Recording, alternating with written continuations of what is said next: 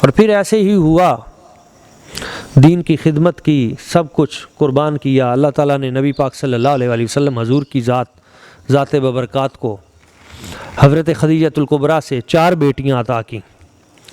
سیدہ خدیجۃ الکبریٰ سلام اللہ علیہا کی پہلی بیٹی جو حضور سے ہوئیں، ان کا نامی اسم گرامی سیدہ زینب سلام اللہ علیہا، دوسری صاحبزادی سیدہ رقیہ سلام اللہ علیہا، تیسری صاحبزادی سیدہ ام کلثوم سلام اللہ علیہا، اور چوتھی صاحبزادی سیدہ فاطمۃ الزہرا سلام اللہ علیہا۔ حضور کی 4 بیٹیاں ہوئیں اور یہ چاروں بیٹیاں حضرت خدیجۃ الکبریٰ سے ہوئیں۔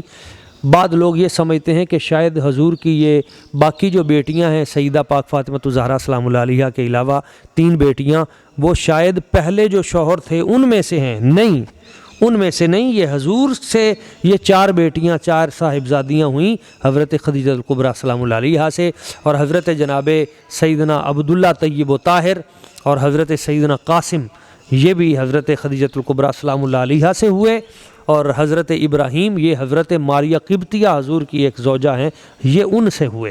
تو ساری کی ساری حضور کی اولاد حضرت خدیجۃ الکبریٰ سے ہوئی، سوائے ایک بیٹے حضرت ابراہیم کے، وہ حضرت ماریہ قبطیہ سے ہوئے۔